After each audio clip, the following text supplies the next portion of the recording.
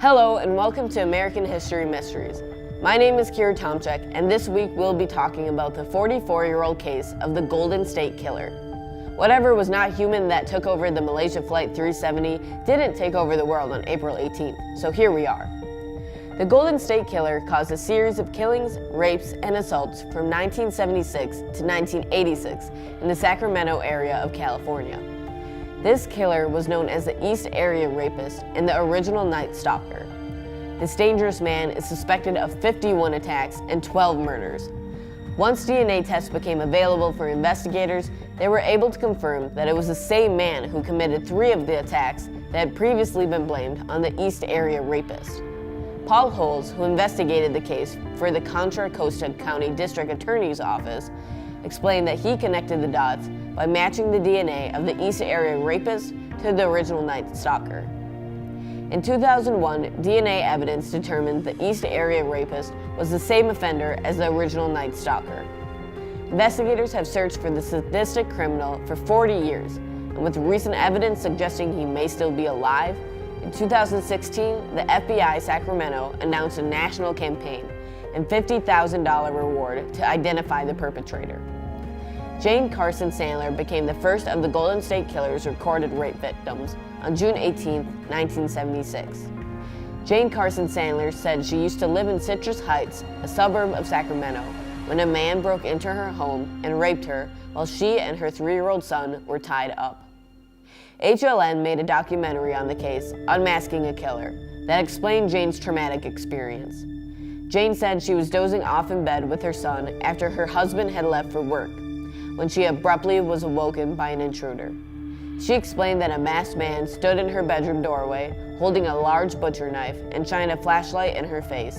He then bound her and her son with shoelaces, blindfolded both of them, and gagged them with torn sheets. The intruder then bound Jane's ankles after he had moved her 3-year-old son off the bed. No suspects were caught or identified in the case until now, almost 44 years later. Police only had minor details back then about his appearance, along with a sketch from an almost victim.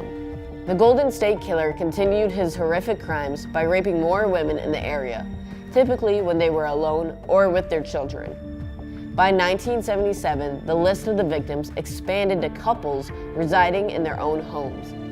Police believe the East Area Rapist killed Katie and Brian Magores after the couple were walking their dog and spotted him before he broke into a home in Rancho Cordova, California. This murder occurred just outside of Sacramento in February of 1978. Brian Magores was shot in the chest in their neighbor's backyard, and Katie Magores was shot in the head outside their home. Investigators said, "We thought he would never stop," but then 2 months after the Magores homicides, the East Area Rapist left the jurisdiction. Soon after, a serial attacker began terrorizing Santa Barbara County, California, more than 300 miles south of Sacramento. Police didn't realize it at the time, but the attacker's crimes fit the same pattern as the Sacramento's East Area Rapist. He attacked women and couples across Southern California from December 1979 to May 1986, and became known there as the original Night Stalker. In 2016, the police estimated that the killer would be approximately 60 to 75 years old. They described the suspect as a white male, close to 6 feet tall, with blonde or light brown hair, and an athletic build. He was believed to possibly have an interest or training in military or law enforcement, and was proficient with firearms.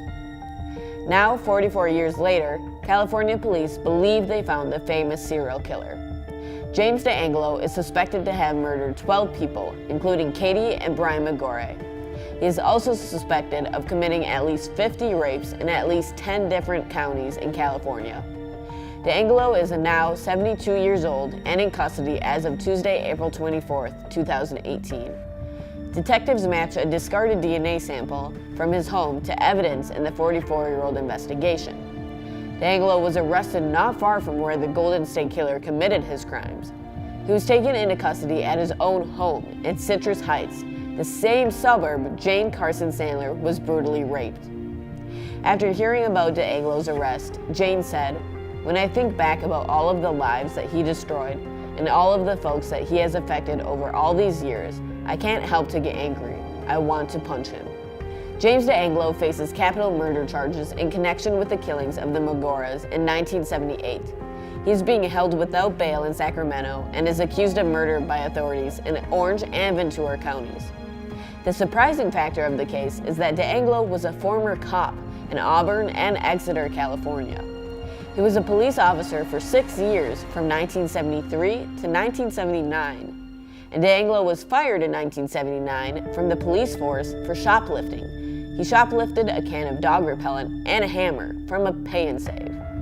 Sacramento County Sheriff Scott Jones said it's very possible he was committing these crimes during the time he was employed as a police officer, and obviously we'll be looking into whether it was actually on the job.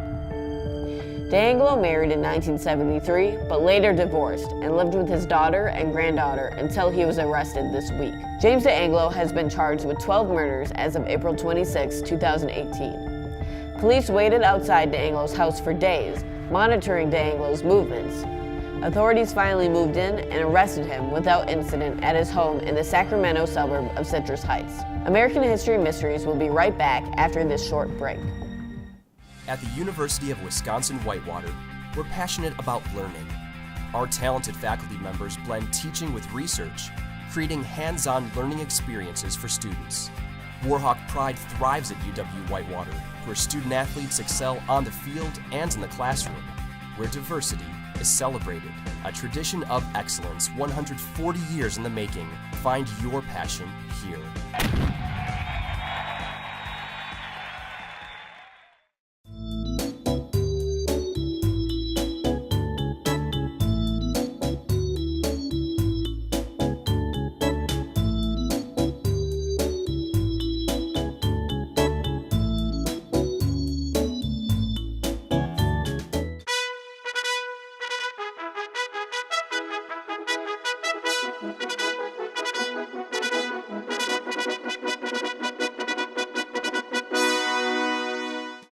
Impact is an LGBT organization here on campus.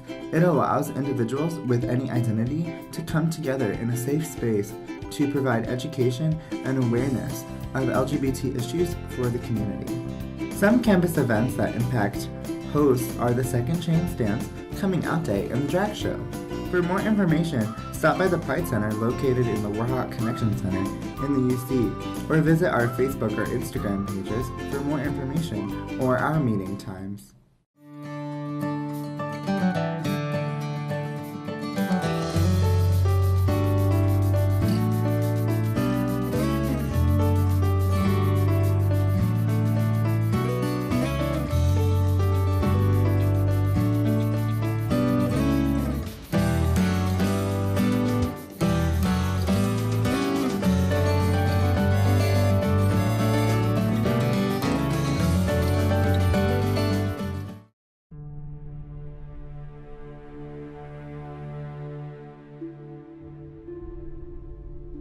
Welcome back to American History Mysteries. This week we're talking about the 44-year-old unsolved case of the Golden State Killer that went on a murder and assault spree from 1976 to 1986. The case has recently been broken, with James DeAngelo as the prime suspect. The Golden State Killer, believed to be James DeAngelo, targeted middle-class single-story homes with park and freeway ramp access, where he could monitor his prey ahead of time. The attacker had a pattern of using or carrying guns, ice picks, knives, and flashlights. The way he tied his victims was also a telltale sign that it was the Golden State Killer. Another nickname for the murderer was Diamond Knot Killer, for his frequent tying of his victims. He tied them up, ransacked their house, take mementos and jewelry, licenses, and food, and would even drink beer from the victim's kitchen. He is believed to have committed at least 9 sexual assaults in Sacramento, 6 in Rancho Cordova and Citrus Heights, 4 in Carmichael, 3 in Davis, 2 in Orangeville, and 1 in Antelope between June 1976 and July 1978. From there, authorities suspect he moved on to rapes in the Bay Area and later homicides in Southern California. He's accused of killing Keith and Patrice Harrington in their Dana Point home in August 1980, along with murdering and raping Manuela Witten and Irene in February 1981. and he's accused of the May 1986 murder and rape of Janelle Cruz in Irene. 2 additional murder counts were expected in Ventura County in March 13, 1980, with the slayings of Charlene and Lyman Smith, who were bludgeoned by a piece of firewood. Charlene was raped before being killed, and Lyman was soon to become a county judge before his tragic death. DeAngelo also is suspected of 4 murders in Santa Barbara County.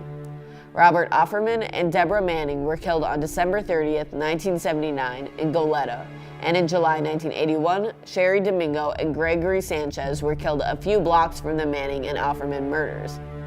Sanchez suffered a non-fatal gunshot wound to the cheek before being bludgeoned with a garden tool. Domingo was raped before being killed, and the suspect of all these murders is James DeAngelo. James DeAngelo was born in Bath, New York, but grew up in Sacramento. He attended Folsom High School in Folsom, California, and later earned a bachelor's degree in criminal justice from California State University, Sacramento. He settled down in Citrus Heights in Sacramento and stayed there for over 30 years. Local news reporters spoke to the neighbors of DeAngelo, and they described him as relatively nice, but was prone to loud outbursts and cursing. DeAngelo served in the Vietnam War as a member of the U.S. Navy, which matches the suspicions investigators had about the Golden State Killer. His involvement with the Navy and police enforcement would even explain the sophisticated knot-tying skills when he tied up his victims. That's it for this episode of American History Mysteries. My name is Kier Tomczak, and I'll see you next time right back here on UWW-TV.